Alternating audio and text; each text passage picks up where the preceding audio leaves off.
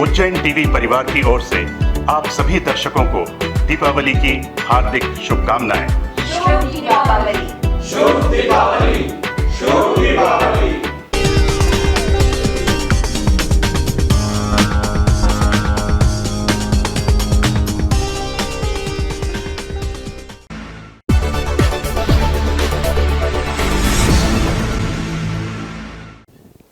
नमस्कार, उज्जैन टीवी से मैं बबीता सिंह।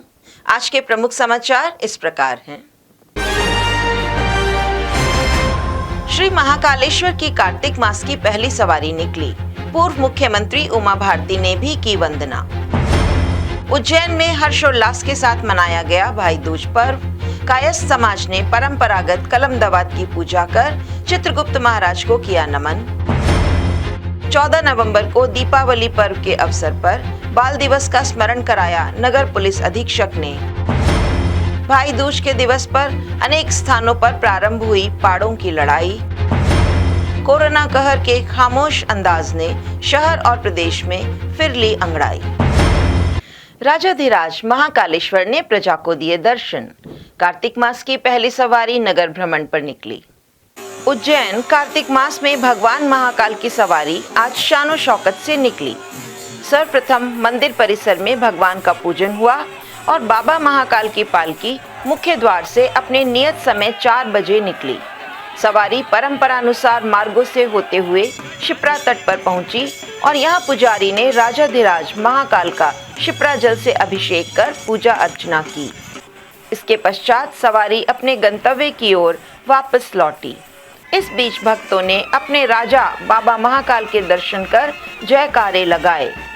मंदिर समिति के अनुसार इस बार कार्तिक मास की 5 सवारी निकलेंगी।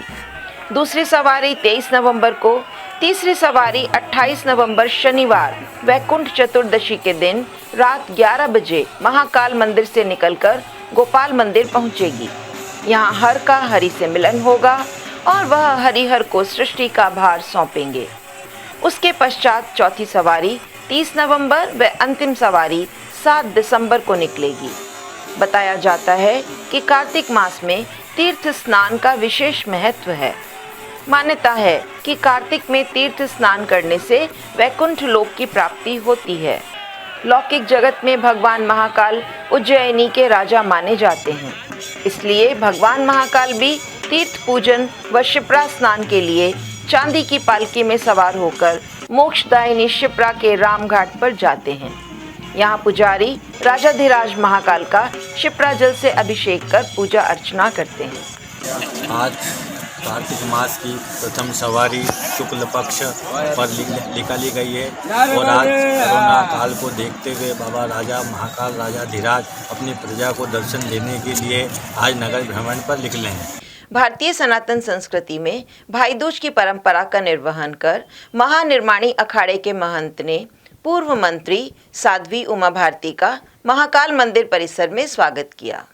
कार्तिक मास की द्वितीय तिथि एवं भाई दूज पर्व के विशेष संयोग पर देश की पूर्व मंत्री साध्वी उमा भारती उज्जैन में महाकालेश्वर मंदिर पहुंची, जहां उन्होंने भाई दूज पर्व के तहत महाकालेश्वर मंदिर के महंत विनीत गिरि जी महाराज के पास भारतीय सनातन संस्कृति के पर्व को साकार किया।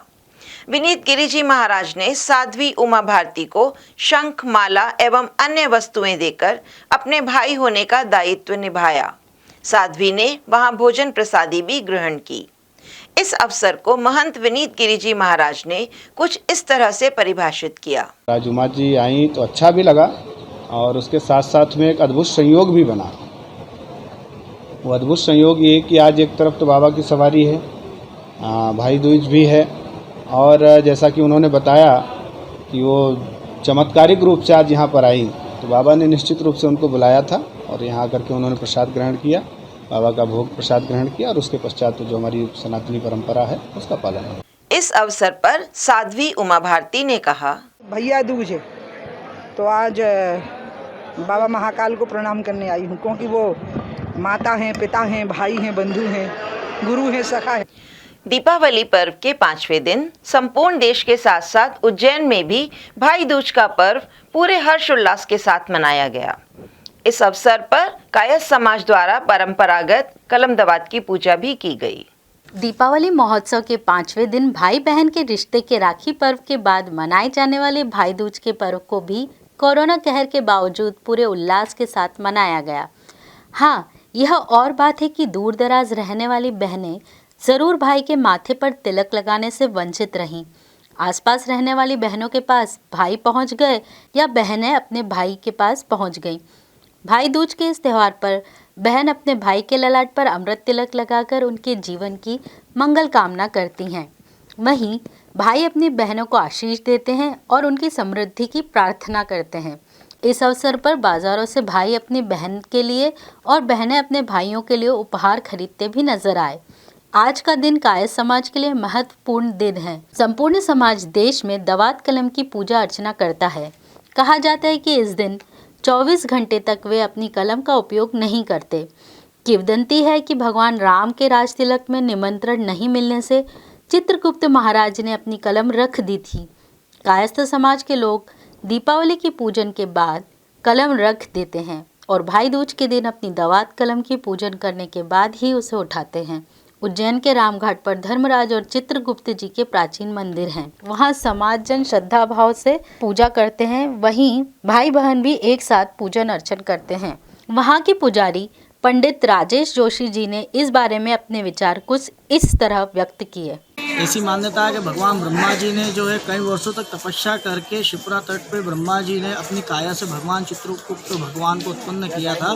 कि ये जो स्थान है स्कंद पुराण, शिव महत्व रूपांत पुराण, अग्नि पुराण, मत्स्य पुराण, शिव शंभु संवाद और स्कंद पुराण वर्णित स्थान है। इस स्थान का आप उल्लेख इन पुराणों के अंदर देख सकते हैं। तो ये प्राचीनता की दृष्टि से बहुत महत्वपूर्ण स्थान है। उज्जैन नगरी के अंदर चित्रगुप्त भगवान के और भी कई जगह 5 मंदिर स्थापित हैं जो समाज के द्वारा स्थापित करे गए हैं। लेकिन प्राचीन महत्वता को देखते हुए ये स्थान एक दुर्लभ और अति प्राचीन मंदिर के रूप में स्थापित है। इस स्थान पर दर्शन करने से धर्म, अर्थ, काम, मोक्ष की प्राप्ति होती है। वहीं भाई दूज के अवसर पर उज्जैन के इस्कॉन मंदिर में अन्नकूट का आयोजन किया गया, जहां मंदिर परिसर में गोवर्धन स्वरूप को दर्शनार्थ रखा गया और अन्नकूट के साथ साथ भजन कीर्तन भी किए गए।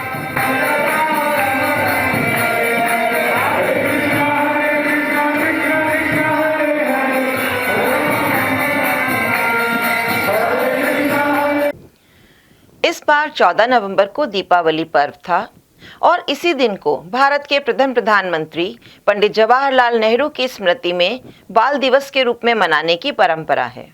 उज्जैन की सीएसपी पल्लवी शुक्ला ने इस दिन निराश्रित बच्चों को एक नए अंदाज में उनके बाल दिवस का स्मरण करवा दिया। 14 नवंबर को दीपावली नहीं आती तो यह दिवस बाल दिवस के रूप में मनाया जाता। भारत के प्रथम प्रधानमंत्री ने अपने जन्म दिवस को बाल दिवस मनाने की देश में परंपरा आरंभ की थी, जिसका निर्वहन हमारे देश के विद्यालयों में कई कार्यक्रमों के आयोजन के साथ धूमधाम से किया जाता रहा है। इस बार हमारे देश के विद्यालय कोरोना कहर से बंद हैं। वहीं इसी दिन को दीपावली का पर्व आने से हमने उसकी याद भुला दी थी। लेकिन हमारे नगर की सीएसपी पल्लवी शुक्ला ने महिला एवं बाल विकास विभाग की चाइल्ड हेल्पलाइन द्वारा संचालित बाल निराश्रित गृह में जाकर निराश्रित बच्चों को मिठाई एवं पटाखे वितरित कर उनके दिवस की याद दिला दी। इस अवसर पर जब सीएसपी पल्लवी शुक्ला से बात की गई तो उन्होंने बताया, एक्चुअली 14 नवंबर जैसा कि विदित है कि बाल दिवस होता है और इसी के साथ में दिवाली भी थी। तो हमारे द्वारा ऐसी एक सोच रखी गई कि क्यों ना बच्चों के चेहरे पर मुस्कुराहट और मुस्कुराहट के साथ साथ रोशनी लाई जा सके। इसलिए हमने निराश्रित जो बच्चों का आश्रम है, जो कि चाइल्ड हेल्पलाइन द्वारा संचालित किया जाता है, बच्चों को रखा जाता है महिला बाल विकास द्वारा, वहां जाकर हमने लगभग 100 बच्चों को पटाखे और मिठाइयों का डिस्ट्रीब्यूशन किया। मालवा अंचल में भाई दूज पर्व पर पाड़ों की लड़ाई की परंपरा है। उज्जैन में पूरे उत्साह के साथ कई स्थानों पर कई दिनों तक इस लड़ाई का आनंद लिया जाता है। दीपावली पर्व आने से कई दिनों पहले से ही पाड़े के मालिक अपने अपने पाड़ों को खिला पिलाकर इस युद्ध के लिए तैयार करते हैं। अक्सर देखा गया है कि पाड़ों के मालिक भी स्वयं पहलवान ही होते हैं। देश में जानवरों की रक्षा के लिए कई कानून बनाए गए, लेकिन इन कानूनों ने इन पारंपरिक त्योहारों पर कोई असर नहीं छोड़ा। पड़वा के दिन ग्रामीण जन अपने ऊपर से गायों को दौड़ाकर उसमें एक विशेष श्रद्धाभाव देख लेते हैं, चाहे उन्हें इसके लिए अपने हाथ पैर क्यों न तुड़वाना पड़े। लेकिन पाड़ों की लड़ाई में जिस पाड़े की जीत होती है, उसका मालिक स्वयं को विजेता समझकर पाड़े से ज्यादा गौरवान्वित महसूस करता है। भाई दूज के दिन देवास रोड स्थित मताना के समीप ग्राम खजूरिया में पाड़ों की लड़ाई का आयोजन किया गया। इस अवसर पर इस पाड़ों के युद्ध का बड़ी संख्या में ग्रामीण जनों ने अपनी उपस्थिति दर्ज कराकर कोरोना से निडर होकर मास्क को दरकिनार कर आनंद लिया।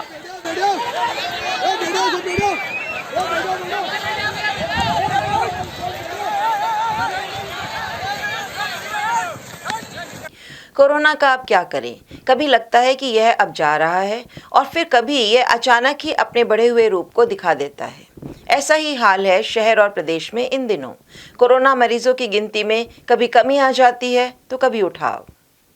कई दिनों पहले एक फिल्म आई थी, शीर्षक था अतिथि तुम कब जाओगे।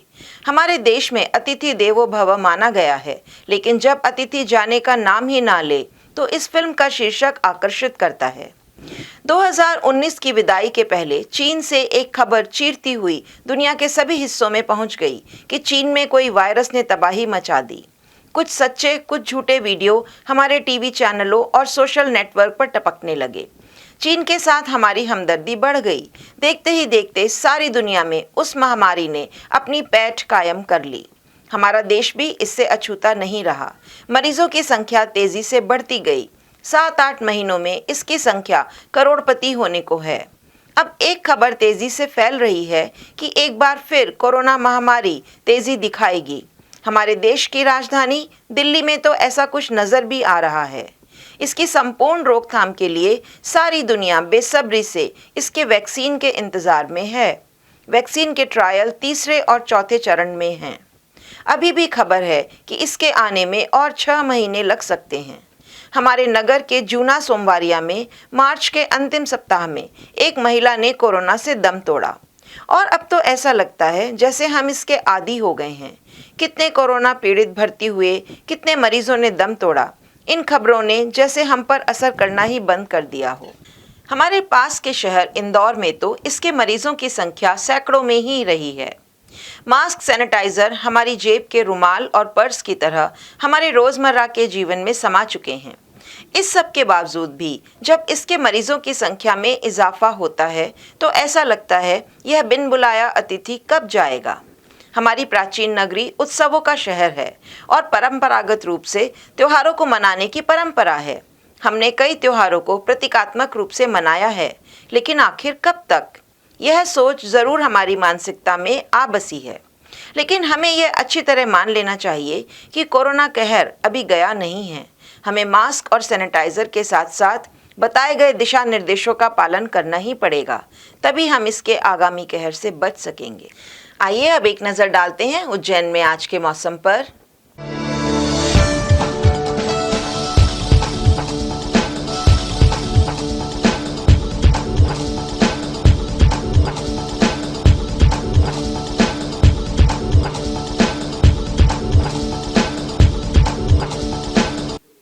अंत में मुख्य समाचार एक बार फिर।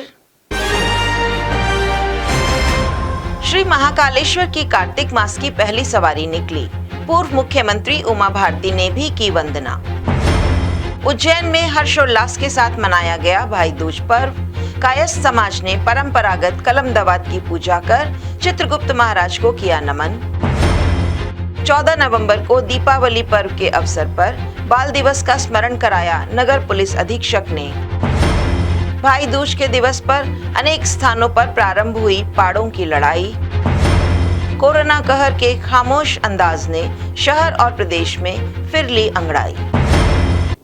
तो ये थे उज्जैन शहर के प्रमुख समाचार। ताज़ा खबरों के लिए देखते रहिए उज्जैन टीवी। नमस्कार।